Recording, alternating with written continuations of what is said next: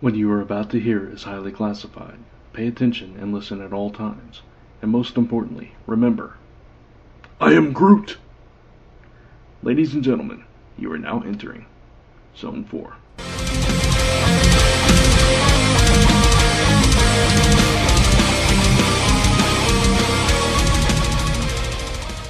Alright, welcome back to the Zone. I'm Brant Fowler. I'm John Wilson. I'm Mike Luoma. And I'm Chris Ventura. And this is episode 260 of Zone 4, barreling towards that 300 mark already. Wow. That's crazy. Dun, dun.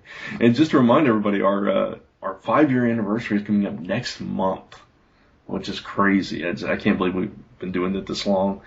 But, so buy us something pretty. Yeah, exactly. Right.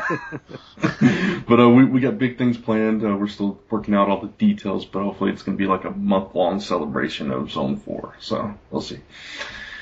All right, before we jump into all our discussion, we would like to mention that we are proud members of the Comics Podcast Network. You can find us each and every Friday on comicspodcasts.com, where you can find a ton of other shows over there as well. And Hall of Toys is also over there every month-ish. Yeah, month-ish. Still waiting for that next episode. Yeah, so we're still waiting on the special toy edition. Yeah, right. You mean what happened about 2 months ago, right? Yeah, exactly. Yeah. Oh, you mean Toy Fair this year? Oh, Yeah, sorry. That's where the confusion was. Yeah. Yeah. Oh, well. But, yeah, so... It's old news. By the way, Brant, it's old news already. Most people have already bought stuff that came out from Toy Fair. We missed it. Oh, well. We'll make up for it. But anyway, so yeah, you can catch us over there every week. And, of course, all the various other places you can find us. Sponsor of the week. And we do have a sponsor this week. Actually, we have two. Audible.com. Go to audibletrial.com/zone4podcast, and you can get a free book download and a 30-day trial. You'd think this would be secondhand at this point. But over 150,000 titles to choose from, I believe. And Mike, you have some books up there, right? Well, I have Alibi Jones there, so you can get Alibi Jones and listen to that as your free book if you sign up through that Zone 4 offer. Yeah, absolutely. And, yeah, go ahead, John. I was going to say you can probably get some books on public speaking and addiction and... Podcasting for dummies. Podcasting for dummies. You know, stuff like that. Yeah, right. Yeah. I'm sure you You're can. actually going to look up and see if it's there, aren't you? Looking at podcasting. I was actually going to look that up myself. You can get podcast launch, a step-by-step podcasting guide. Oh, there you go. See? Yeah. We do not lie. No. I'm waiting for YouTube for dummies. That's next. All right, so, yeah, but if you go through that link, that does help out the show, so please do that. We appreciate your support. And also, our other sponsor is C2E2. That's the Chicago Comics and Entertainment Expo, happening on April 25th through 27th. You can go to c2e2.com for more information. Comic-related will be represented there, as we have been every year since the beginning of the show, I believe, right, John? We've not missed a year? Yeah. So, sweet. Yeah, we'll have our usual 3 tables set up, probably in Podcast Alley. I don't remember or have in front of me the table numbers, but we do have those. So look for more information soon from comicrelated.com. They call it Podcast Alley at C2E2? Indeed. Yeah. Wow, so how come okay, never mind. It's New York. Never mind. We just ignore everything and throw everybody in Artist Alley, I guess. No, they technically call it Podcast Alley there, too. But yeah. Oh, okay. It's just not signified it's usually like facing a wall way back in BFE, so, you know. Yeah. Oh, okay, gotcha. Alley sounds nicer than ghetto. Yeah. It's more like Podcast Row. Yeah, well, you know. It's okay, one You day. have to walk a ways to get to the ghetto part of where we are. Weren't last year, who went last year? Victor went last year. Victor went last year. Yeah, that's right. Was that in a different part of the convention last year, Chris? Artist Alley, yeah, it's a different, like you have to go through this long hallway, which is way far away from the main attraction, but Artist Alley, a lot of the writers and artists were there, so for podcasters and for people like us, it was a gold mine because we could literally either be at the table or you'd have an artist or writer that came in to do some signings, and it was just a gold mine for interviews. But for the main stuff on the main floor, yeah, you were about a good 5-minute walk away because it was disconnected but still connected. Like you didn't have to leave the building, but it was a separate part of the building. Gotcha. Sounds like same setup from 2 years ago. I know C2E2, even though it's Podcast Alley, there's usually creators around us too. Oh, yeah. So it's kind of I don't know. It's They okay, kind of put us Brent. near the web creators and stuff. Yeah, that's true. They put podcast and webcomics near each other. We at New York Comic Con, we were the row behind us were artists. In front of us were other podcasters. There were a few independent artists there, and the writers were 2 aisles forward, two rows forward. Gotcha. So we were pretty well surrounded. But it's okay, Brent. You told me next year at New York Comic Con we got our own little booth over the New York Comic Con. You know, you told right. me, facing the convention. Yeah, I said that, didn't I? We kicked one of those websites out. We kicked one of those websites out because we're better than them now, right? Maybe if we keep saying that, they'll actually give that to us. That'd be nice. Here's the comic-related suite right over here. Exactly. Yeah, exactly. Exactly. We'll bring in Mike with his nice, pleasant voice just because of that. So. Yeah. Exactly. If you're listening, Reed. Reed Pop. You can Hello, test New York. it out. You can test it out at the special Comic Con that's coming in June. Yeah, there you go. I mean, you don't need any of those other websites up there. I mean, we'll cover everything. Don't worry. There's a good fair dozen of us. I mean, not that bad. We'll fly a few people in. Are you paying for the flights? Yeah, I was about to say, you got that kind of money? I'll borrow from Michael. Okay. Not you, Mike. My brother, Mike. Oh, okay. Yeah. Wait, I don't know you that well. Oh, shoot. All right. Oh, don't worry. You don't want to. Although Mike Luoma is independently wealthy, so he should be. Oh, yeah. footing the bill You can tell for by this, my yeah. vast estates. Yes, All that Alibi Jones money coming in. that's right. All that Alibi Rolling Jones money and in the dough. Yeah. Oh, man. All right. So did you guys get I know, Chris, that you have not even watched the first episode, which you should hang your head in shame. yes, That's fingers okay. in your ear for this one. Did the rest of you get to catch the latest episode of Agents of S.H.I.E.L.D.? Indeed. Oh yes. Awesome. This is the episode, well, actually, it's like the 3rd episode in a row. The Bill Gladman is called the best episode of Agents of S.H.I.E.L.D. ever. Well, the more it goes. Yeah. Well, I feel so justified now. I know, right? I've And liked it being all there along, from the too, beginning, so. yeah.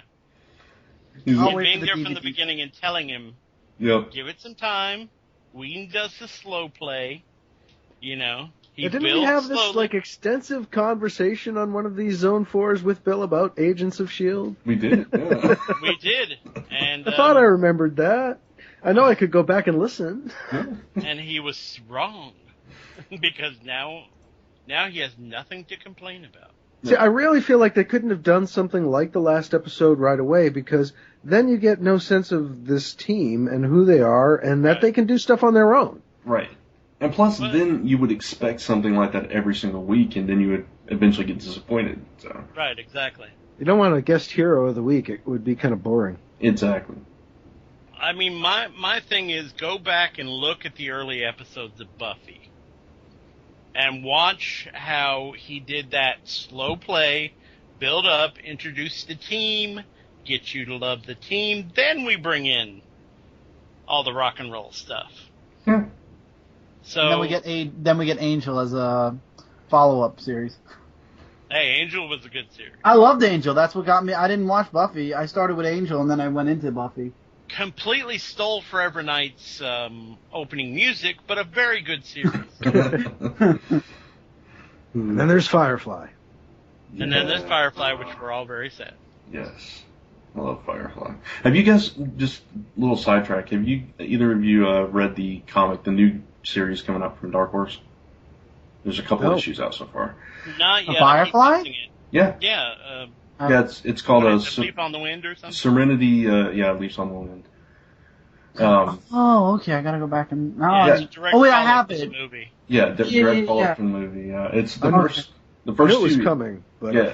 I've not seen it yet. So Yeah, the first 2 issues are out. I think the second issue just came out. Just came out this Wednesday, I believe. Yeah. Last And one of the 2. last Wednesday, I believe it was. I do know a little info from it, but It's yeah, I haven't fantastic. read it yet. Yeah, I've read the first 2 issues. It keeps the tone, keeps the characters. The story makes perfect sense to follow from the movie. I really enjoy it. So It's not DC. No, Dark Horse. what? Oh no, I'm saying it's not DC, so Oh, easier to follow. And you don't have to worry about a reboot. yeah. Fans of Firefly will definitely like the series, I think. So I'll have to check put that out. there. Yeah. Yeah, definitely. All the Firefly connected books have been really good. Now I haven't Up read to the this point. previous ones. Yeah. Shepherd's Tale was great. Okay. Those And, those all took place in between the show and the movie, right? Right. Okay. Shepherd's Tale was, people have seen the movie by now, and if you haven't, shame on you. Shepherd dies in the movie, and we get his backstory.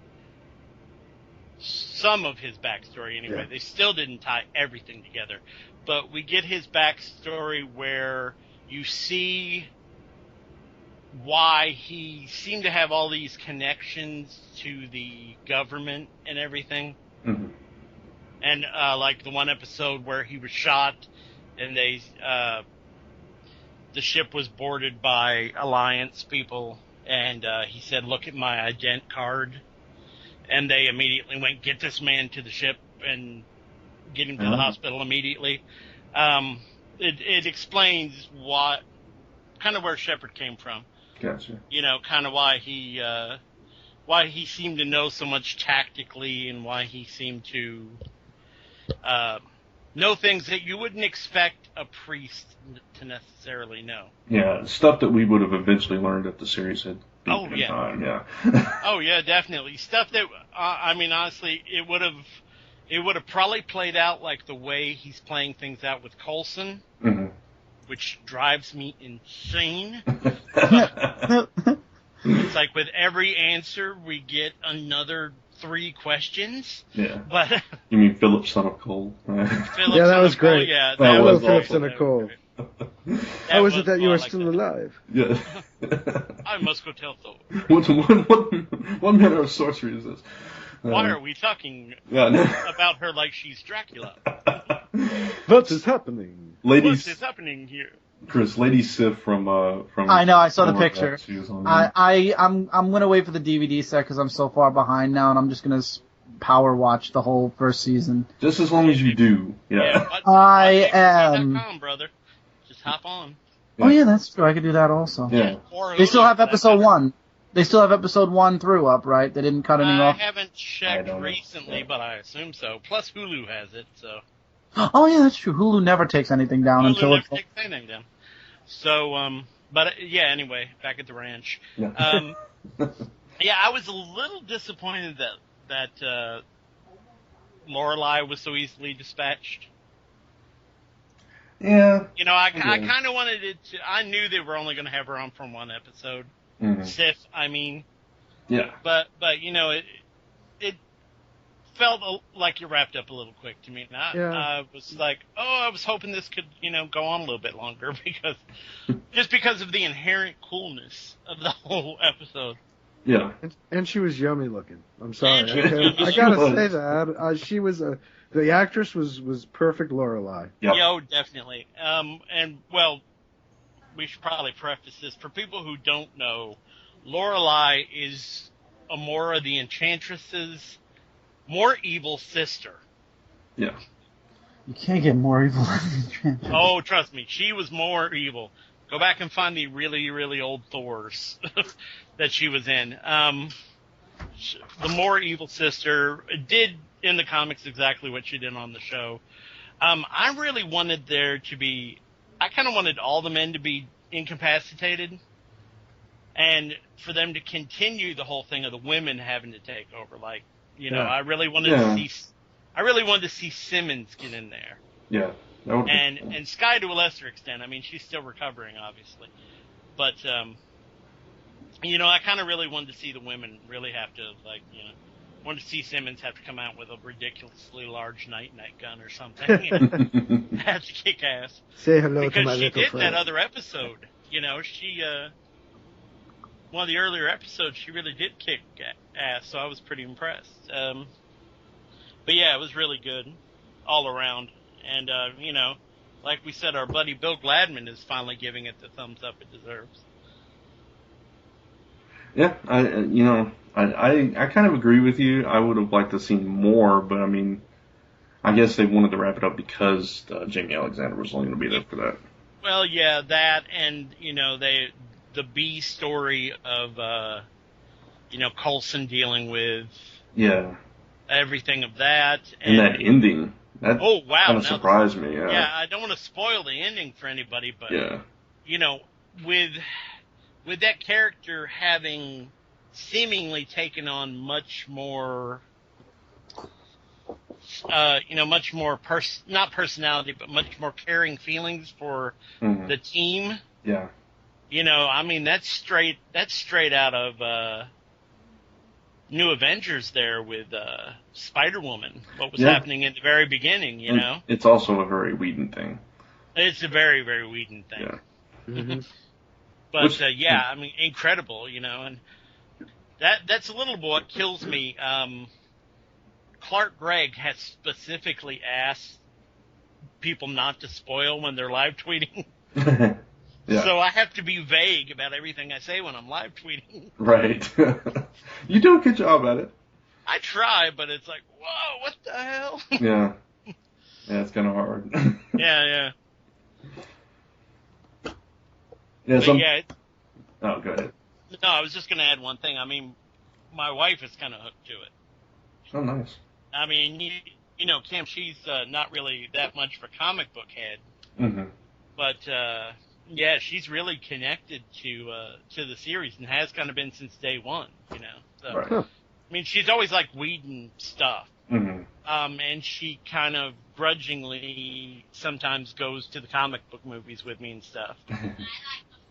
All right, you're just I like the comic book movies, but yeah, she's really embraced this show and really enjoys it, and See, that's awesome. I like to hear that. Yeah, it's become kind of a first, with everything else we kind of wait, we kind of DVR stuff so we can fast forward through the commercials and stuff. Right. And even before I was live tweeting every episode, it was like first run. We're watching it the minute it comes on, Yeah.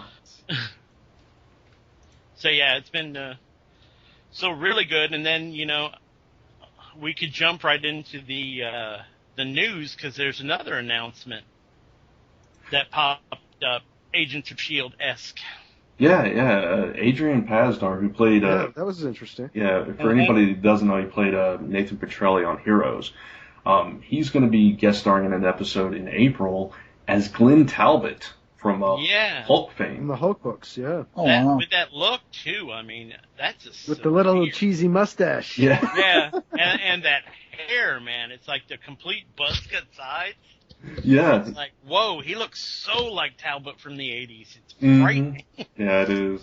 And the first image I saw had the top of his head obscured, so I thought he was completely bald until I saw the full so did I. image. Yeah, it's like, wow. But yeah, he's got that whole crew cut going. Which kind of makes you wonder if we're not leading into some... I doubt we'll get Hulk, necessarily. Yeah, we could get some Gamma stuff, yeah. Well, yeah, I was thinking maybe if it could lead into some Gamma stuff. Yeah. With Did him... Doc Samson show up or somebody like that? Could be, That or could maybe be, they'll yeah. have to deal with the leader. Because they haven't really explored the leader that much. That would be interesting. Yeah. Especially after the movie where they left it up. Yeah. Yeah, they left it wide open, so that could potentially be it. It could just be that they'll drag out the Hulkbusters to go do something other than chase the Hulk. But, he's still the head of the Hulkbusters, or was classically the head of the Hulkbusters, until he died in the comics. Or, could be the fact that he's coming around to mess with Skye. Yeah. What exactly are the leader's powers? Leader's powers is he's just super intelligent. Okay. That's what I thought. I wasn't sure if there was more Got to it or not. big old green head and he's smart. Right. Think Brainiac without any of the psychic powers. Yeah, honestly, I don't think he really has any mental powers that I recall. Yeah. No, he's very smart. He makes things like machinery and stuff, and he makes the Hulk's. He wants the Hulk's DNA. I know he always goes after the Hulk because he wants the gamma DNA so he can make his own army or something like that. Right. Yeah. Yeah, and then off and on he would gamma irradiate people. Didn't he turn? Was it him that turned Betty into the Harpy? I don't know. I don't remember. Yeah, he was the one. Yeah, no, he was the one that turned. He was the one that brought Betty back and turned her into the Red She-Hulk, I believe. Oh yeah, he did that. But I was thinking way back. I don't know. No, like before you were born, dude. She was the Harpy once. I mean, she was a big green, half body of a woman, half bird. Yeah, they never know what to do with her, basically. Yeah. Well, they've tried killing her. They've tried doing this with her. Now she's the Red She-Hulk. And she lost her comic twice. And she lost her comic twice. So, she was a damsel in distress for, 50 years? And then they gave her own powers, and now they don't know what to do with her. Mm-hmm. What do you guys think about Adrian Pasdar in that role? Personally, I think he's a good fit for it. I think he can be a real holier than thou Dick. I think that's going to be just fine. Exactly. Yeah. Exactly. I mean, look at what he did as Nathan. Yeah, exactly. I mean, just trying to be, where he was trying to hide his powers and hide hide everything Peter was doing. Yeah. And all that, just trying to say, no, it's normal. Everything will be normal. It's like, you're not normal, dude. You can fly. Yeah.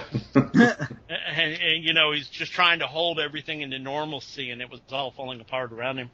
I can imagine him doing that as Talbot, because that happened to Talbot all the time. Yeah, that's true. How many episodes is Agents of S.H.I.E.L.D. Season 1 going to be? Because obviously there'll be a Season 2 already. I heard it was renewed. 23? Something like that? 20, well, it's hard to say. The typical episode thing is either 23 or 26. Right. But so many things go 13 now. That's what I was wondering, exactly. Some of them go 13, some of them go 26, some of them go 21. Some go 22. And then exactly. Months. Well, we've already had 15, so... Well, there you go. So they are heading for 22. They've only got 17 listed so far, so I don't know. I don't know. It's hard to say because they've thrown so... Well, you had the Olympics fall in the middle of it, and that foobarred an entire month. Yeah. Wow, is it on hiatus until April now? Well, they're doing that Marvel Universe show next week. I don't know about the week after. Yeah, because what I'm looking at has the next episode on April 1st. Oh, man. See, that's what's killing this show. Exactly. I agree with that. The long breaks. Yeah, the Olympics I can understand. Mm-hmm. But all the breaks before, now new breaks, they're killing the momentum of the show. Yeah, because that's 3 weeks after the Lady Sif episode? That's Yeah. Well, like I said, you got the Marvel thing next week, so... Yeah. And then there's 2 weeks left until April, isn't there? No, just one episode in between. Oh, okay, so just one after that. Yeah, because, that's the 18th next week. Okay. Next week is the 18th, and then it's the 25th, and then it'll be the 1st. So. Okay, so... Alright, so it's 1 week. Yeah, so they're probably going to throw another rerun in there, or... Or show this episode again. Yeah, maybe. Or preempt it for some other bloody mess. So, it's bad enough locally. I missed 2 episodes a day of because of local basketball. Yeah. Yeah, I was less sucked. than amused. I was pissed. But I'm actually surprised they've said they renewed it already. Because it's been struggling. And I think part of the struggle is that they just bypass it so many times. Well, don't quote me. I mean, was it definitely renewed? Because I heard it was renewed. I haven't either. I haven't either. I've only had word of mouth. Yeah, I read one article today, and they didn't say definitively it was renewed. They just put it in with a bunch of other shows that they said they're struggling. Right. So I haven't heard officially one way or the other yet. And new season turnarounds don't usually come until May. So Yeah. I learned that from Studio 60. That was a good show. It was. I missed that show a lot. Yeah. But anyway, so who knows? Let's hope. Yeah. You know, let's hope they do. I'll be real sad if this goes away, and I hope they can keep up the quality of this last episode. Yeah, I think that they're bringing in a lot of guest stars, a lot of names for the comic fans too. Like Glenn Talbot and Deathlock. Yeah, Deathlock. Bill Paxton's going to be back for 3 more episodes. We know that. So. Right. I'm hoping they keep that up now that like I said, I've always been a fan of the slow build. Mm-hmm. But now that they have this momentum going, I hope they keep it. Yeah. Yeah. Now, Mike, we talked about this last week, but I wanted to get your opinion. Not the most recent episode, but the episode before that with the blue alien. Mm-hmm. What were your thoughts on that? I think it's a Kree. Okay. Me too. Thank you. Yeah. When I saw it, that was my first thought is, wow, it looks like part of a Kree. Mm-hmm. Yeah, which, like we said on the show, makes sense because Ronan's going to be in the Guardians of the Galaxy movie. And they're close enough genetically that there could be, crossbreeding or, cross usage of whatever. Exactly, yeah. Well, I postulated the theory. I don't know that I necessarily believe this or not, but I postulated the theory online that everyone's been pushing at Skye to be Jessica Drew. Mm-hmm. But since she's got Kree floating around in her now... Inhuman or... Captain Marvel? No, Captain Marvel, exactly. Possibly Carol Danvers. That would be I don't necessarily believe that. That's kind of a quantum leap in judgment there. But I don't necessarily ever believe her being Jessica Drew either. I don't think she's going to be Captain Marvel because I think they're setting that character up for Carol Danvers for the movie for Avengers 2? Avengers 3. Or Avengers 3, rather. Oh, wow. They're really thinking ahead. Oh, yeah. That's going to be the showdown with Thanos, probably Infinity Gauntlet or something like that. Yeah. They've actually, I think they stated that they've got the movies planned out to like 2020. Oh, yeah, they're way ahead. Well, Chris Evans, there was talk yesterday about Captain America 2, and throughout the talk, at the end, they were talking about what's going to be at the end, after the credits. I don't know how people find this out, but they say it's going to have Scarlet Witch and Quicksilver in a scene. They're going to introduce another bad guy for the next Cap movie. And then they talked about an interview with Chris Evans where he actually said when his contract is done, he wants to take a break from movies. So there's rumors that Bucky Cap might be coming out, if not in Captain America 3, maybe Captain America 4 for at least one movie. Well, the actor playing Bucky, or Winter Soldier, I can't remember his name, but he actually revealed today that he has signed on for a 9-picture deal. I was reading about that at comicrelated.com. Yeah. So I'm not. I wouldn't be surprised if we got Winter Soldier movie, like his own movie, and then he'll go right into being Bucky Cap for a while. Yeah, Bucky Cap with the gun. Yeah. I could definitely see that though. But that would be interesting. And also, yeah. No, go ahead, John. No, I was going to say we may end up with a Civil War or something like that movie. That would be where, interesting. You have the separate Avengers. That would be very interesting. interesting. Separate Avengers name. Yeah, that'd be different. Especially since they're introducing a few of those characters on Netflix. Mm-hmm. Yeah. Mm-hmm. It'd be interesting to slide them into a movie. True. The only thing that would suck is the impact of Spider-Man revealing he's really Peter Parker. That wouldn't be in the event. Yeah, because they don't have the Civil War because they don't have the rights. Well, that's what sucks. They might by then, maybe. I mean, I'm sure they're trying to bust Sony's chops every day to get those characters back. Yeah, I think there was. I didn't read the story, but there was some kind of kerfuffle with Stanley. Kerfluffle? I know. I couldn't think of a word. There was some kind of mess. It's a Yiddish word. What's your problem? There was some kind of mess with Stanley Media Not like a pocket. and Spider-Man rights and all this stuff, and Mm-hmm. so there's a lot of hands in that pot. Oh, there always is. So. Kerfluffle away, Marvel. Get Yeah. Spider-Man back. But speaking of Cap 3, there are rumors. I mean, there is a Marvel film that is supposed to be coming out the same day as Superman Batman, and there's rumors that that could be Cap 3. Mm-hmm. That's a big mistake on Marvel's part, I think. Yeah, for a Cap movie, yeah. If it's Cap. If it's Cap. If it's I think any Marvel movie, it shouldn't come out when Superman Batman comes out. Let it tank and then bring out your movie. Give it a month. Yeah, but what I read, they said that they're sticking by.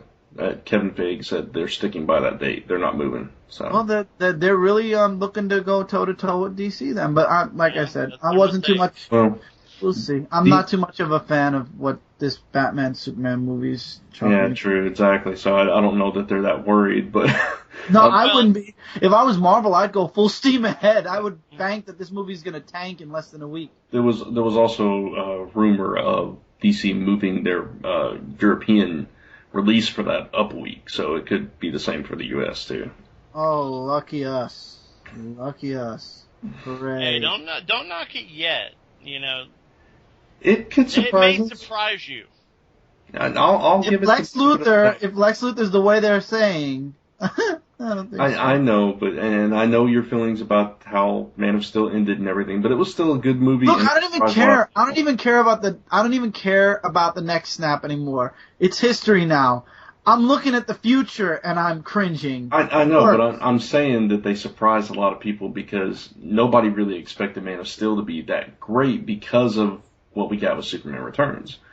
Yeah. Well, let's not Okay, go and. I like Superman Returns. I loved Man of Steel. You guys are all just full of shit. Okay, I'm just sick of listening to this garbage. All right, they were great movies. Okay. Well, you know the thing that makes me think this is a bad mistake too. Marvel has yet to have a good third movie for a character. Good point. Yeah, Iron Man 3 was. too. I liked parts of it. Iron Man 3 though was definitely flawed. I worry about a Cap 3 as well. Plus the fact that just on sheer name recognition, I honestly think people are going to go to a Batman Superman movie anyway. Oh, yeah. First. I do agree with that, honestly. The first team from DC, absolutely, probably. Right, because on sheer name recognition, sheer that it's in the consciousness, that it's always been in the consciousness for as long as any of us has been alive. Yeah, I think unless the Marvel movie is a first movie, not a sequel, and it's something huge, I think. Just thinking as a general fan, if I'm going to the theater on that weekend, I'm like, well, there's been 2 Captain Americas. This is the first Superman Batman. I'm going to see that one on opening weekend. When is Superman Batman coming out? It's May 2 years. May 6th, It's next year, isn't it? 2015. Yeah, 2015. It is 2015. Next year. 2016. No, I think they moved it up a year, didn't they, to 2016? I think it's 2016. Yeah, I thought they did. Oh, it's 2016. You're right. So 2 years. So 2 years. That means that Cap 2 would have to end sort of on a cliffhanger if it's going to go into Cap 3, because that's only 2 years for the next Cap movie. So I don't think it's going to be Cap. I think it's going to be a different movie altogether. Maybe it'll be Fantastic Four #1, the first movie. No, that comes out next year. Yep. That's definite for next year? Yep. Okay, so I don't know. Which I wouldn't play on my cards on that movie anyway. I wouldn't either, but that's a whole different can of worms. I think they're just figuring they're not going to be able to deliver the movie on time. Yeah, they've already changed the date once, so they're like, yeah, we're not going to worry about them delivering on a date until they're actually near to doing that. Yeah. Right, true. That's true. And, honestly, I think they've shot all their big characters so far. I can't think of a Marvel name that would make me go, oh, I have to go see that first movie of that. Yeah, that's true. I want to see a Black Panther movie. I want to see a Doc Strange movie. Yeah, but nobody knows who they are. but and nobody as knows far who as the they are. general audience, Yeah. Yeah, I mean, we can't speak for the movie audience. I mean, of course, we know who they are, frontwards and backwards, but, we're not normal. So,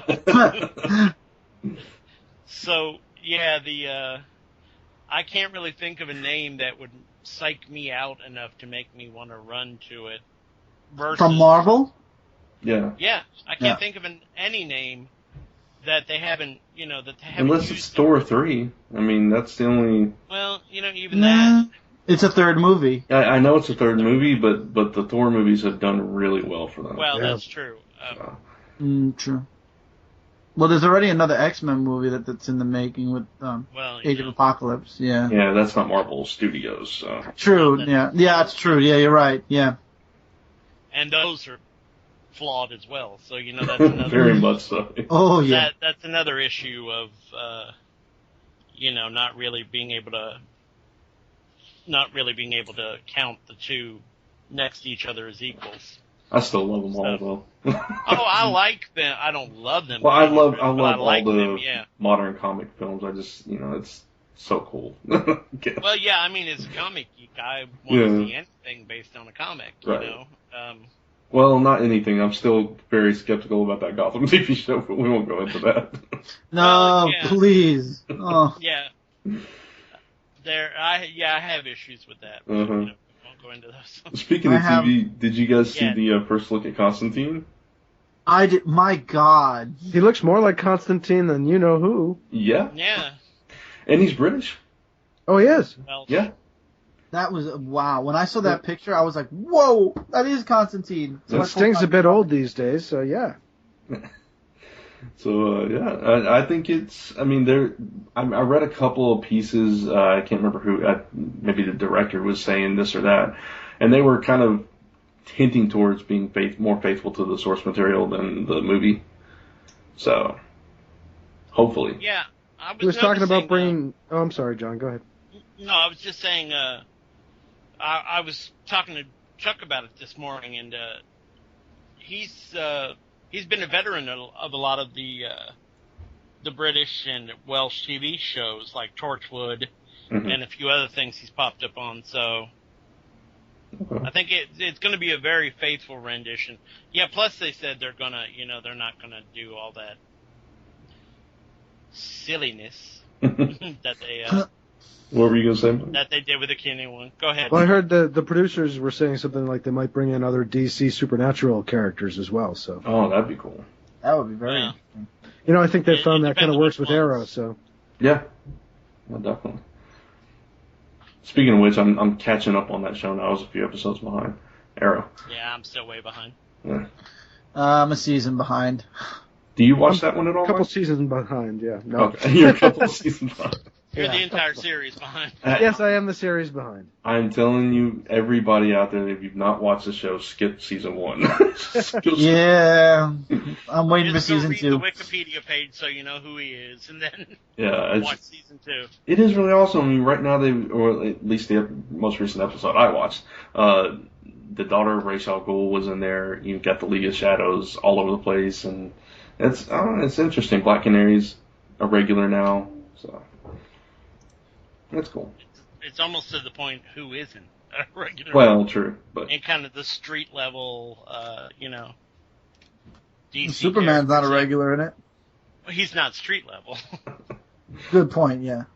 But it's a good show. So anyway, looking forward to the Flash too. You know what I found ironic? I didn't get to say it when we were talking about Man of Steel. Did you guys know that Kevin Costner, who played Jonathan Kent in Man of Steel, is in another movie called, I believe it's Draft Pick or just Draft, and Tom Welling is actually in that movie too, and he plays Superman on Smallville. It was an advertisement on a video. No, he's a football player, and Kevin Costner's character is the general manager of this team, and it's all about draft day and making the right pick so that, a failing team, that he's got to pick the right pick. This way the team can win the big Super Bowl. Yeah. Is this Tom Welling trying to make a comeback? I don't know, but he shaved he's almost a skinhead. His hair is like maybe, an inch high, maybe 2 inch high. That would be really short, different and he's look got for like, him, and he's got like a full like helmet had to 5 o'clock shadow. That poor guy. I think he just moved into directing and stuff anyway, so he's probably been doing okay. Well, after 11 years. Yeah. Right. Yeah. Exactly. You want to take a break. Right. Yeah. So I don't know. He tried with the fog. It didn't work. So. We're not talking about the fog. Nobody worked in the fog. Yeah, that's true. Oh well. So San Diego Comic-Con badges go on sale this Saturday. You guys Yeah, good luck.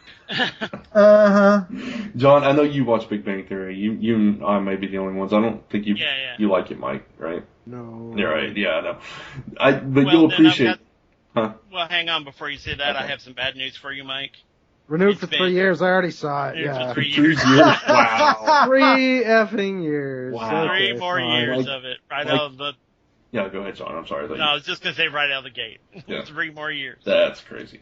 But Mike, you will appreciate this, I'm sure. There was an episode recently where they were trying to get Comic-Con tickets, and they were sitting there all together refreshing the page frantically, and then at the end they just didn't get them. It was just this kind of thing.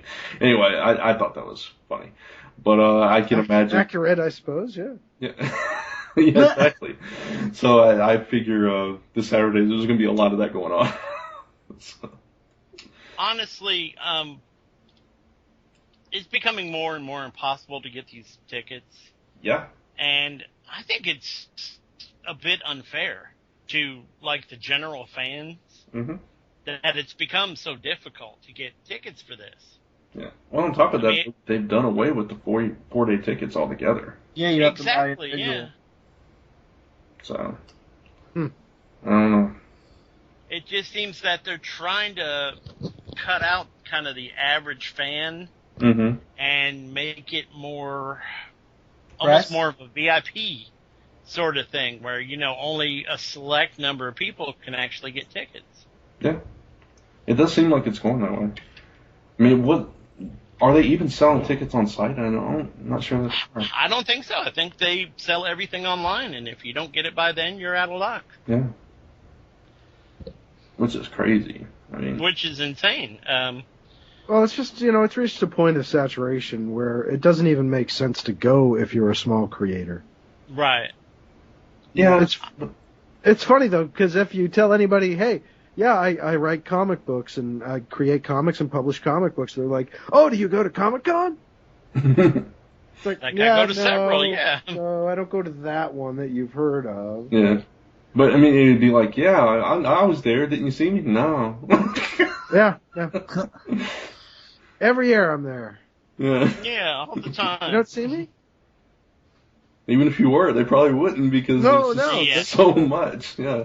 It's very media driven, and I get that. But even from a fan perspective, somebody just wanted to, even if you're just a fan of the movies and stuff, it's nearly impossible to get in, which is ridiculous, I think. Right. We sold out last year in New York.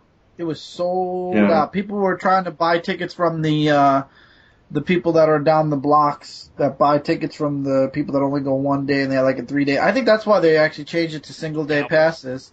The scalpers, they were trying to. There were so many people buying tickets and selling tickets to scalpers this year. It was ridiculous. Well, speaking of Comic-Cons, I honestly think that C2E2 in New York have become kind of the more preferred location for a lot of people. Yeah. Mm-hmm.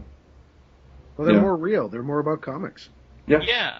And you can actually see people and get in and talk to people, and it's not this deluge of just, people. People everywhere. You can't even stand and talk to someone, you're just drowned in a sea of people at that. And it's become, it's been kind of the running thing. It's become less and less about comics as the years go on. Mm-hmm. Yep. New York this year was almost impossible to walk around on Saturday. Sunday even was pretty crowded, and I heard Friday was very crowded. And Thursday, which Thursday is really more of a, if you get the 4-day pass, but it was actually calmer on Thursday. But it was ridiculous. There was tons of people, and if you didn't follow the crowd, you got trampled by it. Yeah. Yikes. It's crazy. What do you guys think about, I don't know if we even mentioned this on the show, I can't remember. What do you guys think about their second New York show in June? It's gonna be just like Saturday and Sunday of New York Comic Con this past October. You really think so? You think it's gonna be? They're setting it up to look almost. If it's like a full, like they do exactly what they do for New York Comic Con, where it's the show floor, the panels, and the artist alley. Yeah, I could see. Maybe they won't allow as many people in as they did during New York Comic Con, but I think it could be about as big. I'm almost feeling like it's going to be like what Mike said. It's oversaturation. You know, people aren't going to take it as the interest won't be as big as the regular New York Comic Con. I could be completely wrong, and I probably am. But well, I mean, it's going to be more comic focused. Yeah. Yeah. Well, the one thing I've liked about New York is, I know they do media guests and all that, but, as Chris was saying, they partition everything. Yeah. The Artist Alley is in a certain place. That's where all the, a lot of big name creators hang out there in Artist Alley. They have tables there. And then you walk down that little habit trail and you go to the big name publishers. And then if you want media people, well, they're over here.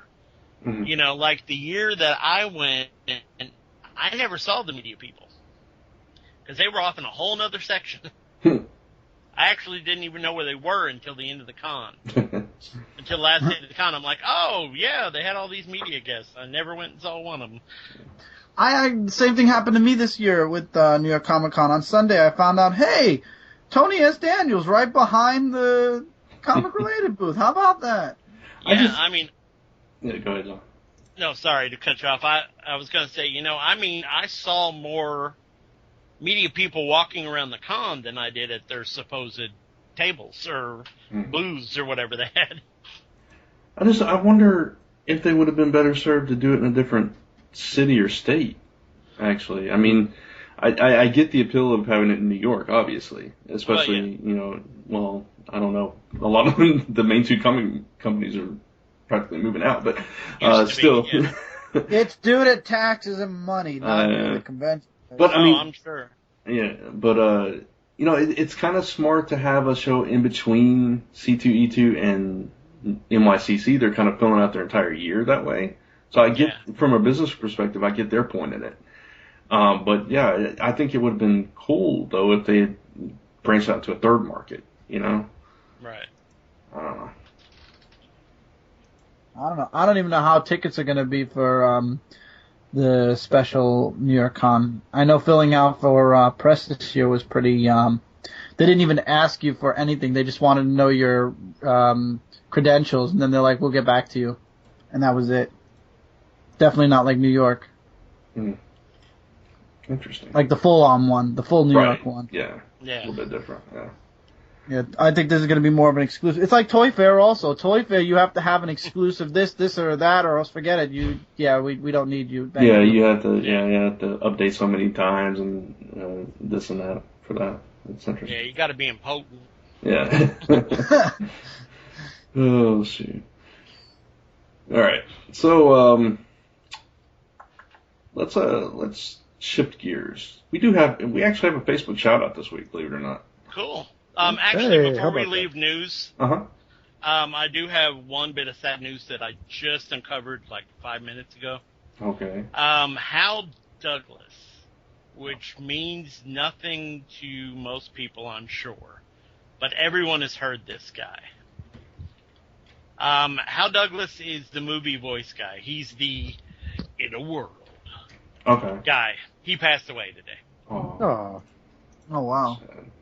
well, a great voice guy. I gotta feel some sadness there. Yeah. Like a brother. That's exactly. And like I said, everybody's heard that voice because all those trailers and for at least the last 15, 20 years I can remember.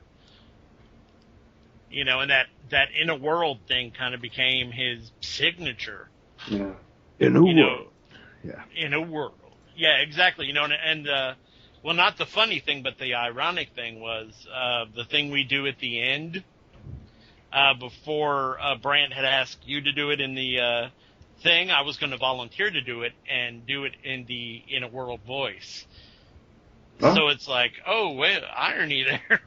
Yeah. Wow. Well, if you'd like to do it as a tribute, you can go ahead and do that. Well, I don't know now. Now it's kind of it's kind of sad and stuff. But yeah, just an incredible talent. He was 89. Poor guy had pancreatic cancer. So just kind of a rough way to go, but definitely will be missed. Yeah. Very sad. Did you get? Sorry to bring the world down. But yeah, I thought that was important to mention. Yeah, debate on whether I wanted to bring something else up that was kind of tragic. No, I mean, go ahead. We've already. Well, South by Southwest happened this past weekend. Oh, Which is a digital conference. They do a lot of gaming comic stuff. The Marvel was there and everything. There was a car that drove into a crowd of people on foot. And yeah. Well, it was actually during the music part, because South by Southwest segues into the music part. Right. And this, there are a lot of people I work with or talk to in the music industry, because I'm, in my other career, I'm a radio guy. Right. And on the air every day, and I'm also the music director for the station. So I'm dealing with a lot of these promo people and the artists that are down there this week, and that was an incredibly scary event to have happen. Yeah. And I believe 2 people died as a result. 2 people were killed, yeah. And about 24 people were injured. Right. A couple of them were also pretty critically injured. So it was pretty scary. People were just waiting in line to go see a band. Yeah. And this guy drove through barriers and drove where he wasn't supposed to be driving, and he was Dewey and just took him out. Yeah. Drunk, I assume? Yep. Yeah, that's a shame. So. But yeah, South by Southwest is kind of cool because they go from doing the technology stuff to doing music and, all kinds of things. Austin's a pretty cool place. Yeah. We've gotten a couple of stories out of them this week about game things that they're doing. Marvel Digital. Marvel's Interactive thing. Marvel Interactive. That story came out today. So yeah, just a lot of cool stuff coming out there, and that's a shame that kind of pallor is hanging over that right now. Yeah. I had some friends who were down there who aren't back yet, or maybe getting back tonight, because they were trying to fly into Burlington, Vermont last night when, we had 2 feet of snow coming down. So they shut down the airport, or they shut down flights into the airport. The airport was open, but no flights were happening. Yeah. Is that common in your area to get that much snow? Not this late in the year. Usually, this has been kind of a winter from hell. So. Yeah, exactly. Well, my wife, to say a little ribald statement, when she found out that it was gonna be cold and snowy again, she put on Facebook that winter can suck it. Because she's really sick of the cold. Yeah, Mike, I blame you for our. I mean, we didn't get much; we just got a little dusting. But I still blame you for our snow last night, because we were talking about the snow you got yesterday afternoon, and then as soon as we hung up talking about you, it started snowing here, and I was like, really? Yep. I conjured it up. I'm the weather wizard. You are the weather wizard. Oh, shoot. You're Mr. Snow. All right, so Facebook shout out. Shout it, shout it, shout it out loud. Shout it, shout it, shout it out loud. Oh yeah. Getting back to that, we do have one shout out, and it's a friend of the show, friend of mine, Chris Charlton. Finally, he finally came over and liked the page. Thanks, Chris.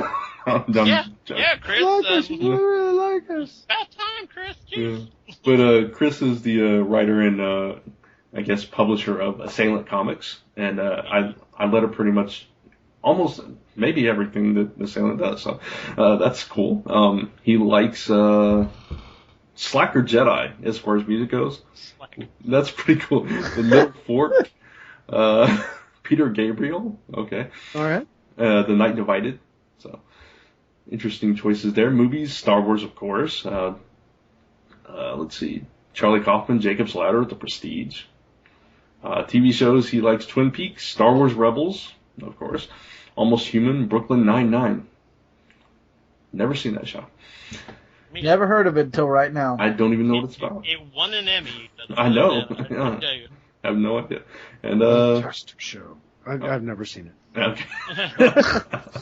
Well, it is It's Brooklyn. a fabulous show. I don't own a TV. Yeah, he likes he likes the Cincinnati Roller Girls, Lexington Comic and Toy Expo, which you'll hear more about that later on in the show, by the way.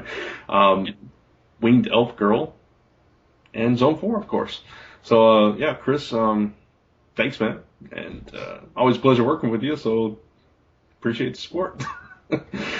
So if you would like to get a shout out on the show, all you have to do is head over to our Facebook page at facebook.com/Zone4Podcast, hit the like button, and eventually we'll shout you out on the show. Yeah, don't fire in Chris for talking smack about you. It's just job. All right. So with that, it is topic time. Topic time. It's topic time. Topic time. Topic time? It's very subdued topic time this one. I like how it sounded like a question. Topic time? Yeah. So this week's topic time is all about Guardians of the Galaxy. Yeah. Yeah, with the movie coming up on August 1st, which we're all very excited about. The more we hear about it, I think we get even more excited. And we thought it would be cool to just kind of take a look back at the comic origins leading up to everything modern and into the film and everything. And Mike, you are our resident Cosmic Marvel guy. you write these. Playing everything. Yeah, he writes all these great articles, which I believe he's actually working on another one about Star-Lord and all Cosmic Marvel and stuff. So I figured I'd let you take the lead on this, man. Oh, thanks. Yeah, I am working on a new Star-Lord article. It's going to be part 4 because I've been covering his kind of character biography over the last, couple of years. I'm not the most prolific, but I do like writing these things. So I did get a cool bit of news that I didn't know interviewing Andy Schmidt for this new Star-Lord piece. I've reached the point in time where Star-Lord's in Annihilation, and so I wanted to talk to the guy who put Annihilation together, and that was Andy Schmidt, who was a editor for Marvel at the time. Mm-hmm. And at the end of Annihilation, they were actually starting to talk about doing a Guardians of the Galaxy series then.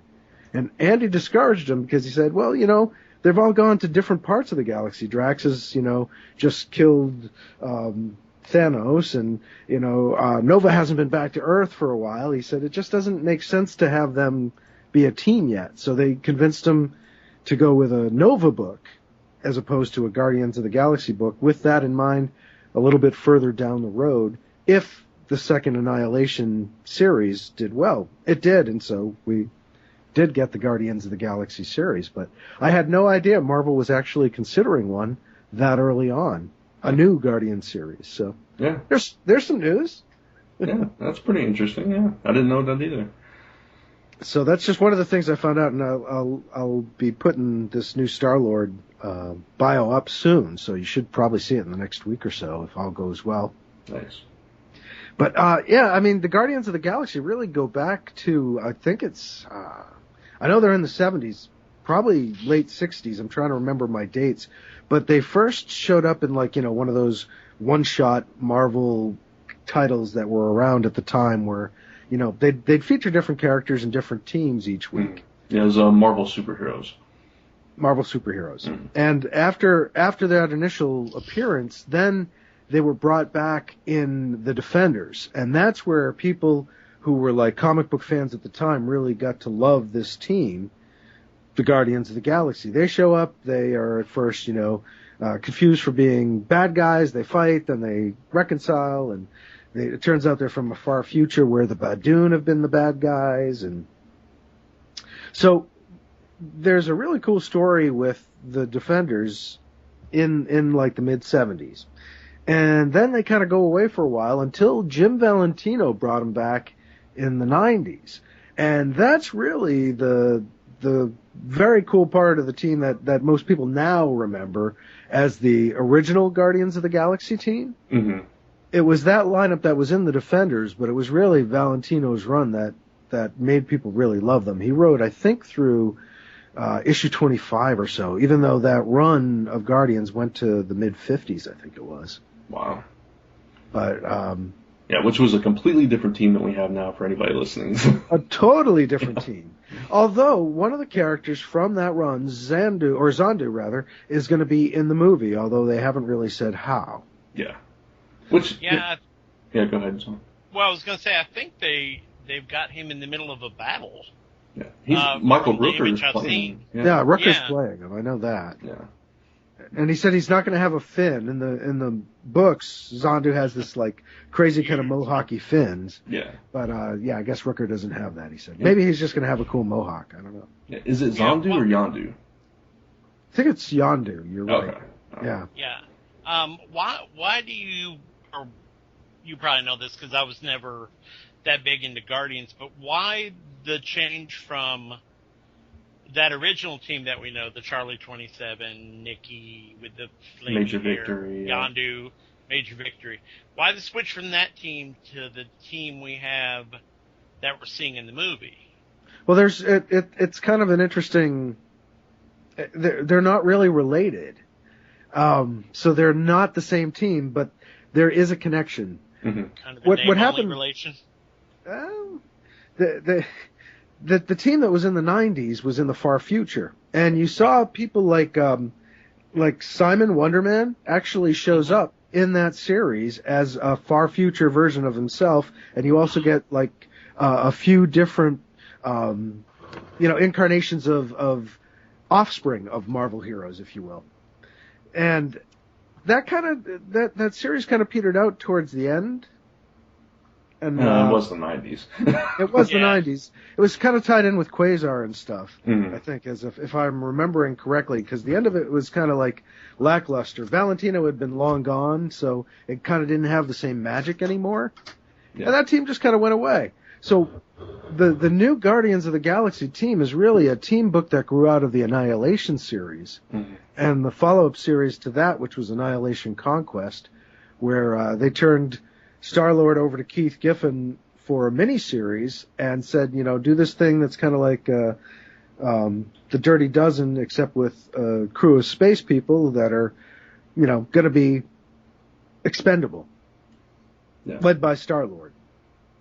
And it was kind of an interesting technique because Keith Giffen was the guy who brought Star-Lord back into the Marvel Universe in the Thanos miniseries. And in doing so, he gave him a backstory where he didn't want to be Star-Lord anymore. He just wanted to be Peter Quill. By the time you get to the Star-Lord miniseries that leads into Annihilation Conquest, Star-Lord is forced by the Kree to become Star-Lord again. Because they're like, look, some schleppy human is of no use to us. But Star-Lord means something, so you got to be Star-Lord again. And that's where the team first comes together that eventually becomes the Guardians of the Galaxy after Annihilation Conquest.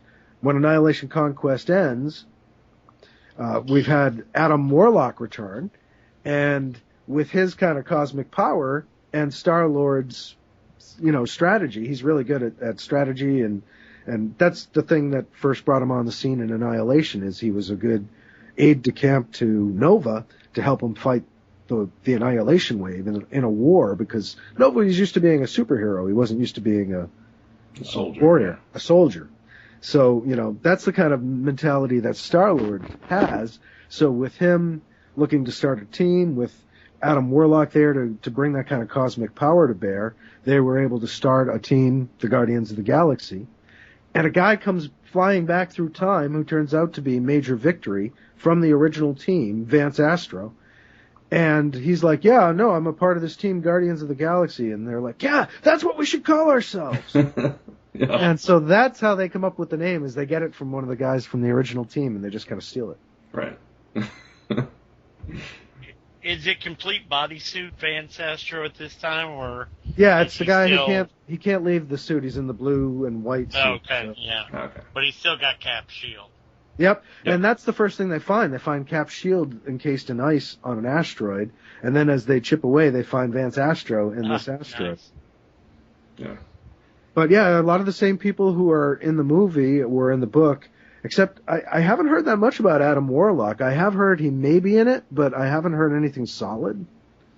And that's too bad, because he's one of my favorite Marvel Cosmic characters. But I would hope that he would be a surprise, honestly. yeah. Yeah, I wonder if he can be, because I know a bit about Adam Warlock, and he's going to be a little hard to explain. Yeah, and he did people, start you in the know? Fantastic Four book, so there's always a chance that he's not possibly fully available. Yeah. But you're going to have Gamora and Rocket Raccoon and Drax, so there's members of the team that are going to be cool, and Groot, of course. Yeah. And Groot. I am Groot. But see, the thing is, even though that's all you hear, he's actually saying other things. Yeah, there was actually a variant cover to a recent issue with Jean Grey. And Jean Grey was hearing every single thing he said on the cover. They had it all, but all we hear is that I am Groot. So that's funny. It's interesting. I hope it was raunchy, because I hear His Majesty can be quite raunchy. But the thing is, I felt like Guardians of the Galaxy didn't have a fair ending. It ran for about 25 issues and went into the Thanos imperative, and then they kind of killed people off. I was like, hey. Yeah. Like, Marvel got tired of having cosmic stuff going on. So I was very surprised when I heard they were going to make a Guardians of the Galaxy movie, because I was like, wait, but they killed them. Not entirely, and of course nobody dies forever in comics, and all of a sudden Star-Lord's back, so I don't know what that's about. I haven't picked up those books yet, so. Yeah. I missed, I think I read the first couple, and then I missed a bunch and picked it back up when the right now when the trial of Jean Grey is going on. So I missed how they actually came back, but yeah, and I like it. It's good. It's No, I was going to ask Mike, how do you feel about the seemingly comedic bend they're taking?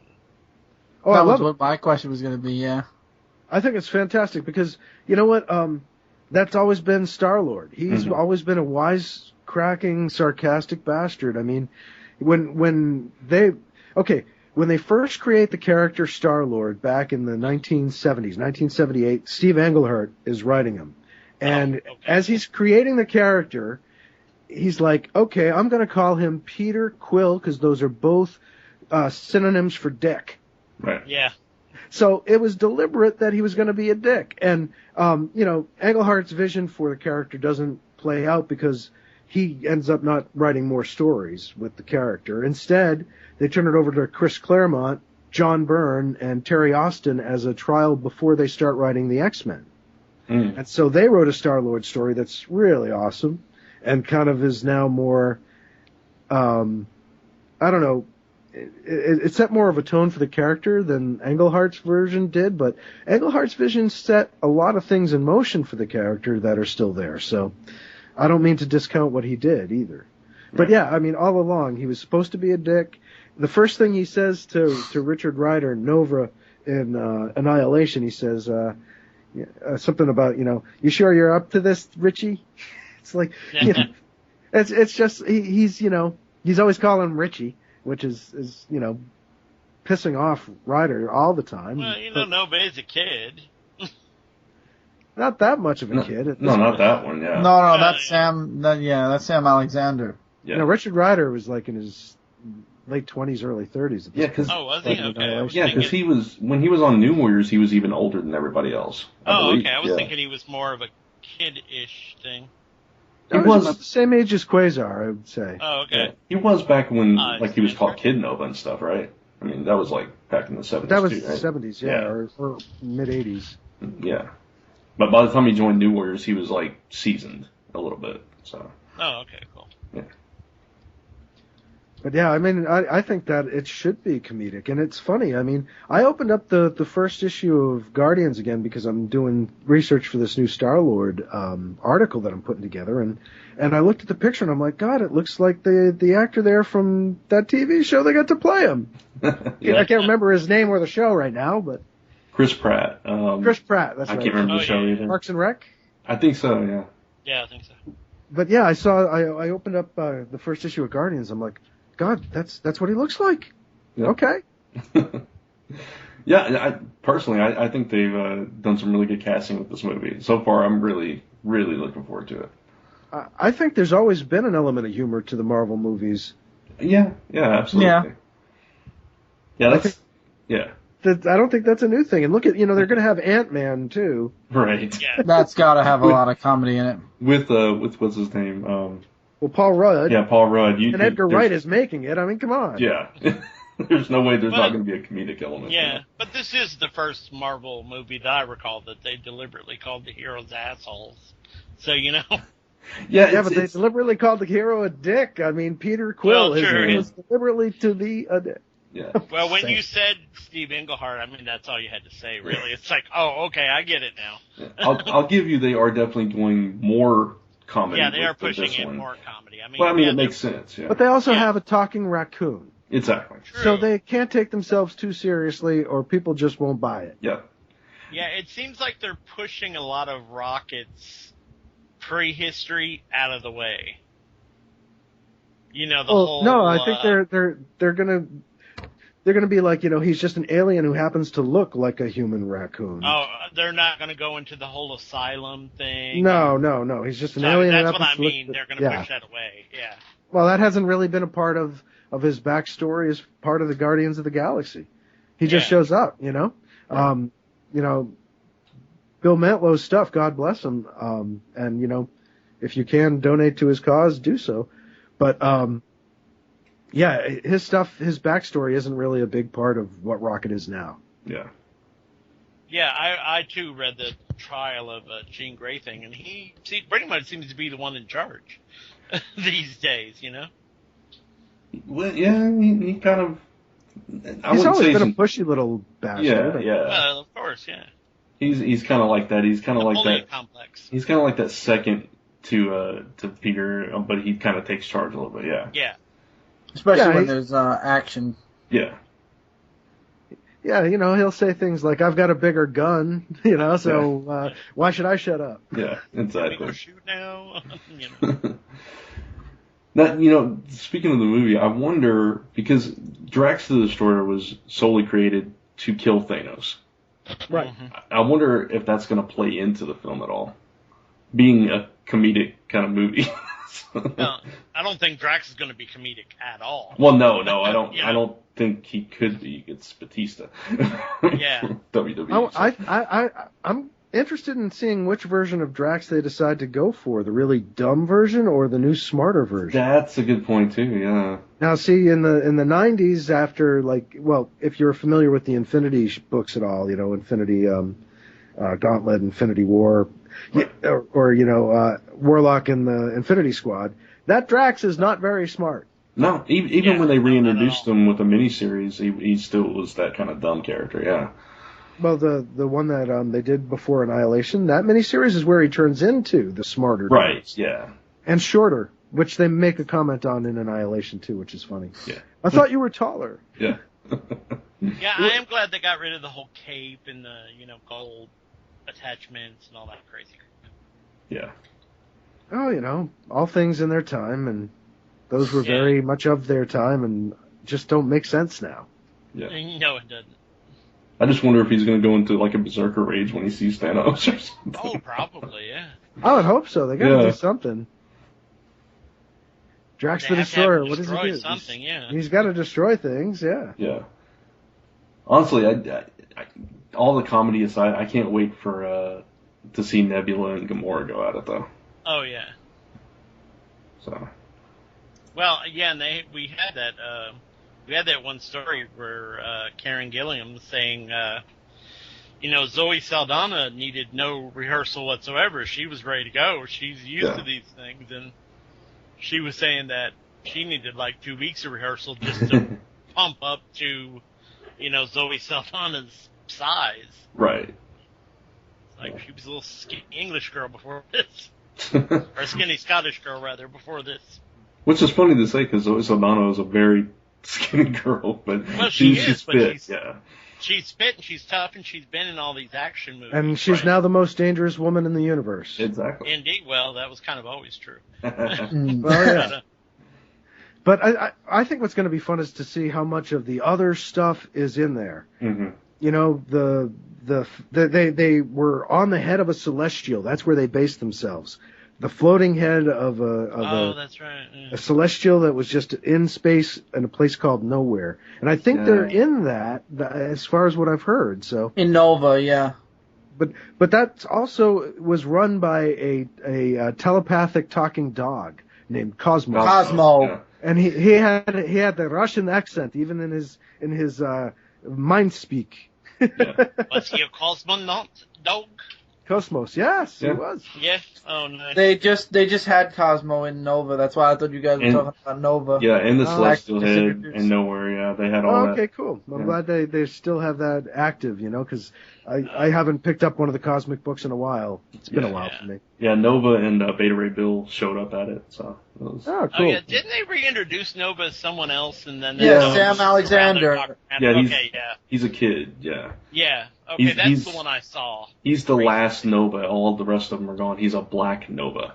So it's, I don't know, it's some other kind of distinction of the core or whatever. Okay. His ring. Yeah.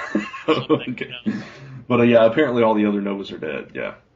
Or dead. But the thing that was fun about the Guardians of the Galaxy book is when they weren't busy servicing whatever Marvel event was going on at the time, which always got to kind of be boring. When they were allowed to do their own thing, they were playing in the playground of Marvel Cosmic. They did a lot of stuff with Warlock's church that the Magus used to have.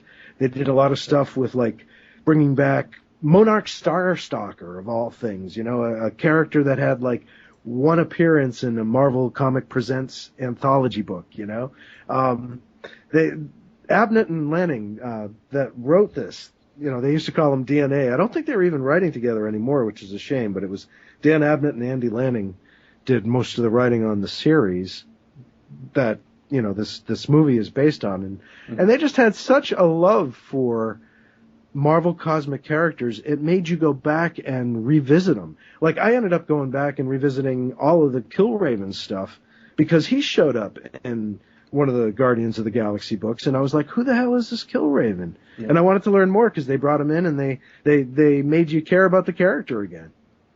Yeah. I wish they were writing Cosmic Marvel stuff now. I love those, their writing. But, I think, personally, I think the cosmic side of the Marvel Universe in the past, several years since Annihilation has been, really strong before it, like you said, well, no pun intended, but petered out. Yeah. And they canceled. I remember when they canceled the Guardians of the Galaxy series, how upset I was. I was like, yeah. They said, at first they were like, no, it's only going on hiatus for the Thanos imperative. Mm-hmm. And then it's like, what do you mean? What do you mean? Hey, how come there's no more, there's no solicitations here? What do you mean? They killed all the cosmic books, and I was like, what? Yeah, with Thanos imperative. Yeah. And then, and now they're bringing it back.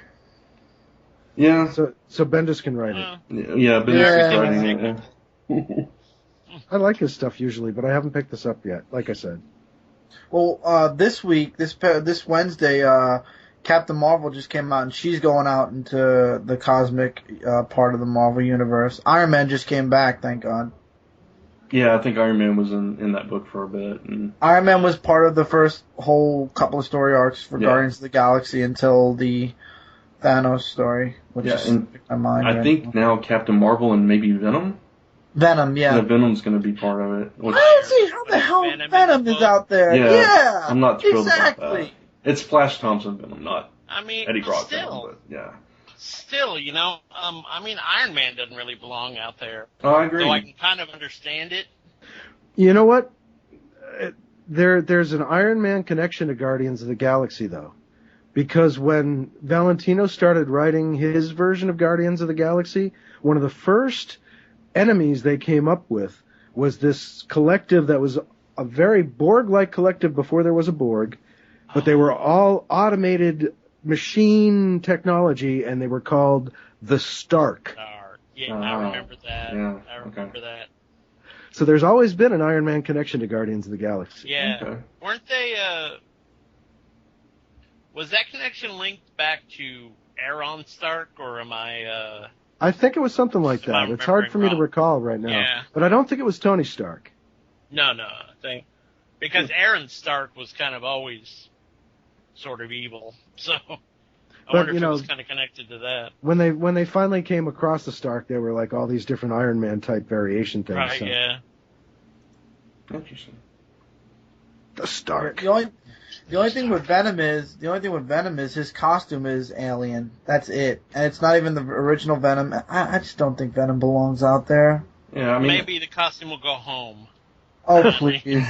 Phone home, Venom.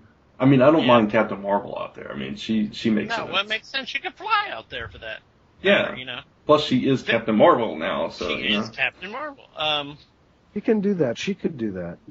Yeah. But Venom, yeah, that's a bit of a stretch for me.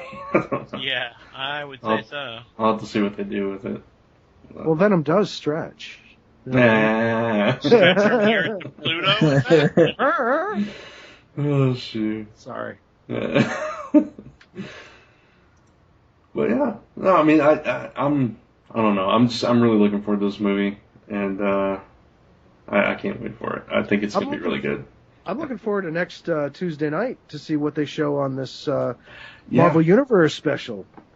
Because this could be some of the first like stuff we see beyond the trailer. It could be, yeah. I'm sure they'll talk about like. I'm sure they won't reveal anything, but they may talk about like plans for the future too, which would be cool. They've got to introduce people to the Guardians of the Galaxy. Yeah, that's true. Yeah, they got to let people know who these assholes are. That's probably what those little featurettes, those like 30-second featurettes, were leading up to. And maybe they'll do like expanded versions of that on it. Yeah, that'd be cool. See a little profile. Yeah, and well, it looks like they're gonna. It looked like they were pushing more towards featuring Cap in, the second Cap movie, and a couple of the little things that I was seeing. Yeah, which makes sense. I mean, it comes out first. Yeah, true. But we'll see. Hopefully, they'll touch on everything upcoming. Who knows? They could start making this a regular thing right before the movies. That'd be cool, as long as they don't keep preempting Agents of S.H.I.E.L.D. Yeah, right. yeah. It's like, let's bounce Revenge for one night, okay? Or something like that. I don't watch Revenge, so I don't know if it's any good or not. It's a good show. It's already been renewed, so it's probably good. Somebody should say, ABC would be really great to team one of those specials up with a brand new episode. Yeah. Back to back. Yeah. Yeah. Imagine that, actually packaging their things together instead of having a stupid 80s sitcom after Agents of S.H.I.E.L.D. Oh, God. I've not even seen it. No, I mean, I turned it off the minute it comes on, but... It's the thing that's on the end of my DVR thing. Yeah. Well, that's it. I just... The minute Agents of S.H.I.E.L.D. goes off, I turn it to its fastest speed and just run Goldberg's right out. Go! I mean, did people not remember that we don't want to relive the 80s? Whatever. Oh, see. Well, I suppose, the 80s are like the 50s. It's like Happy Days when we were kids. Or when I was a kid. Yeah, I guess. Everything comes around. Yeah. Every 20 years, everything comes back around. That's okay. It's, it's like cultural vomit. Yeah. Comes back up. I'm sure it has its fans. It's still on, but, That'll be the title of my autobiography. Cultural vomit? Cultural vomit. Nice. Oh, man. All right. I guess that's That's good. But he does all, folks. That's good. I don't have too much else on Guardians. I know that brings us up to the current. So that was good. That was great, Mike. Thank you. If you do want to learn more, you can go to Comic Related and go to Cosmic Crackle and read the Guardians of the Galaxy.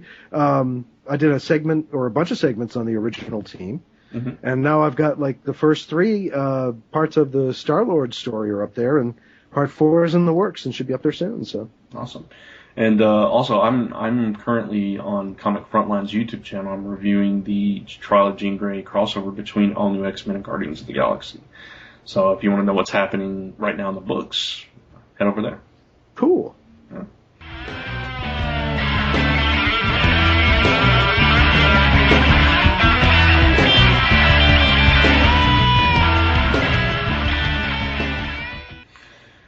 All right, so before we get out of here, we will do what we always do and go around the table and see what everybody has coming up, coming out, and going on. Mike, you want to start?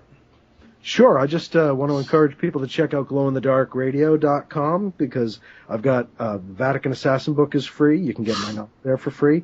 And you can also link to my blog, which I update all the time, and my podcast, which I am also nearing podcast number 300 with Glow in the Dark Radio, which is also a comic-related podcast. And so, just check it out. We're getting near to 300. I have no idea what I'm going to do to celebrate, but it'll be something. Yeah. What are you up to now? Is it 293? 295. 295, okay. Oh, wow. Yeah. That's crazy. I started in September of 2006, so yeah, it's been a while. Wow. That's awesome. Well, congrats, by the way. Preemptive congrats. No doubt. No. Thank you. All right, Chris? I have a few videos that I'm working on for Comic Frontline. I actually got something in the mail today, which you know what it is, Brant. So that's going to get immediate review credentials. Rip Tees, I got a couple of new Rip Tee shirts. Really nice shirts. Brooklyn Boys, me and Michael are actually planning something podcast-esque, but it has nothing to do with comics. So it's going to be something completely different. Mike and I had a podcast way back before even my channel was created, and it was a lot of gaming, and we had a couple of just sit around and talk. We also had a series called 360 where we just sat around and talked about what happened during the week and just had a little BS for about an hour. So we're looking to find a way to find a middleman, and we actually got a couple of other ideas. It's going to be on YouTube, obviously. It's going to be exclusive on the Brooklyn Boys channel, but we're still working out details for it. So this is in like the preemptive outline stage. Cool. Awesome. And that's about it for right now, I believe. I'm trying to think if there's anything else. No, that's about it. Okay. John? Well, I'm pretty much done with everything as far as any creative endeavors. I'm just finishing a little bit of Ursula work for Bill Nichols, Sparta Bay coloring, and as soon as I finish one more little detail he wanted changed, I'm done. So, if anybody has money to throw around. I'm not cheap, but I can be had. Other than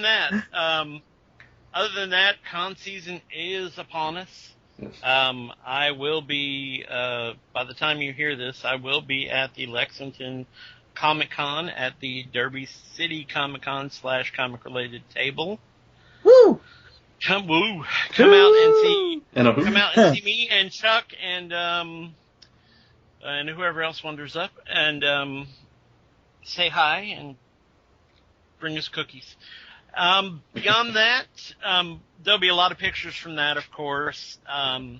Maybe some audio. Who knows? If we get especially adventurous, we might slip some audio in on you. But there will be a ton of pictures, probably starting that Friday, because Chuck has found a new and magical way to host from conventions. So that's cool. Using his phone, which was nigh impossible less than a year ago. to do galleries and stuff from the phone, but now he can, so it is pretty cool. Other than that, of course, speaking of conventions, I need to mention my wife's convention, which is the River City Comic Expo. It is the only completely for charity convention I know of. If there's another one, someone can write in and tell me, but as far as I'm knowing right now, it's the only one. We still have some tables available if anybody's interested. Those tables are $30 a piece, and all the proceeds from that, the silent auction sales, and other activities we have planned will go completely to a local charity called Fund for the Eyes, which provides assistance and materials for visually impaired students in Louisville and Jefferson County. So if you're interested, check out our Facebook page. That is River City Comic Expo Louisville. Make sure you put Louisville at the end, because apparently there are other rivers and other river cities and a couple of other River City Comic Expos. So make sure you put Louisville at the end of that, and we hope to see you there. Oh, I should mention, it is completely and totally free to the public to come in, so because it is being held in the middle of a mall. So Awesome. we couldn't stop people from coming in if we wanted to. So it is totally free. Come check out all the people that are going to be there. I won't start announcing names yet, but a lot of really cool local people are going to be there, and maybe a few surprises. Who knows? So check that out. Once again, River City Comic Expo Louisville on Facebook. Awesome. Very cool. All right, for me, a few things. First of all, Lady Frostblood, #1, is up on Comixology. This is a book that I platted last year, and it's finally been released, so go check that out. Only took a year. Jackhammer #5 I am currently working on for Action Lab Entertainment. I believe issue 2 just came out. It was either last week or I think it was week before last. Week before last. Okay. Yeah. So #2 came out then. So #5 we're trying to get wrapped up this week so we can get it solicited so it can come out on time as well. It starts a brand new arc, written by Brandon Barrows, who's been on the Walking Dead extra episodes of Zone 4 that you heard. So be on the lookout for that. And okay. What? I don't know. I'm hearing background noise. Sorry. Open Tree #1 is coming out soon from Assailant Comics. It's there's a story in it called Freedom Run, which is a short story that I lettered for Chris Charlton, who will be at Lexington Comic Con this coming weekend. So, Well, indeed. Yeah. So go stop by and check it out. It's also drawn by Brian Latimer, who is a good friend of ours as well, who did the Price for the Asking strip on, or at least one of the stories, the first story, Price for the Asking on comicrelated.com. So, yeah, Brian and I are teaming up once again with Chris this time for a really cool Western story. So, check that out. Oh, yeah, so he posted it on Assailant's Facebook page. Yeah, he posted a panel from the first page, yeah. Yep. So, and, everybody try to get John, Brant, and Chuck to get to New York Comic Con this year. Not the special one, the one that's in October. Special one, I don't know yet. We'd love to if we can. One of us, would be nice. At least. Would be nice, you know. I think it's pretty safe to say that I will be there. Okay. Good. Pretty Good. safe to say Chuck will be there. And it's pretty... Yeah, but you guys said that last year, and then I ended up showing up, and it's like, oh, they can make it. Hey, life intrudes sometimes. Yeah, Oh, believe me, I know the whole life intrusion thing. Yeah. Why? Live Just it because through of it. that baby you had? Yeah. A whole new lifestyle. That wasn't an intrusion. You had 9 months to prepare for That's that. true. Yeah. I'm a procrastinator. I was in the hospital going, oh yeah, He's I'm still gonna be not prepared for it. What are you talking about? Yeah, what am I talking about? I'm still not prepared. Yeah, I was about to say, where's the baby right now? Actually, the baby's right in the next room with my mom. But and one more thing, real quick. Media Madness on Comic Frontline special episode coming actually tonight as you're hearing this, Friday night. we're actually watching basically, real quick, Media Madness is where we get together on a live show on Google Plus, and we watch a movie or a TV show together, and we comment on it. We don't show it, obviously, because rights, we can't do that. But we watch it, and you guys watch along at home or whatever, and we discuss it and everything. It's been real fun. We've done a couple episodes so far. We are doing the Veronica Mars movie, which actually hits theaters this week. So a couple of the guys, by backing the Kickstarter program, got a digital copy in advance, so we're going to watch that and comment on it. So join us for that. And I think that's it. So, all right. Mike, you want to read us out? Sure. We'd like to thank our sponsor once again, Audible.com. Go to audibletrial.com/Zone4Podcast for a free 30-day trial and book download. Grab Alibi Jones if you feel like it. And, hey, what the heck, you got me reading it. Yeah. Plug for yourself, never heard. Go for it. Yeah. And C2E2, April 25th through the 27th. Learn more at c2e2.com. We'd like to thank the official bands of Zone 4, the Ray Wall Band and Society's Plague that you hear on the show each and every week. If you have any comments, questions, or suggestions for us, send those to zone4@comicrelated.com. We are also a proud member of the Comic Related Podcast Network. And as always, thanks for listening. You are now leaving Zone 4. Bye, everybody. See you guys. Good night. Bye. Here comes the Human Torch, flying up ahead. Member of the Fantastic Four, led by Mr. Fantastic. This has been a Gonzo Goose production. Honk!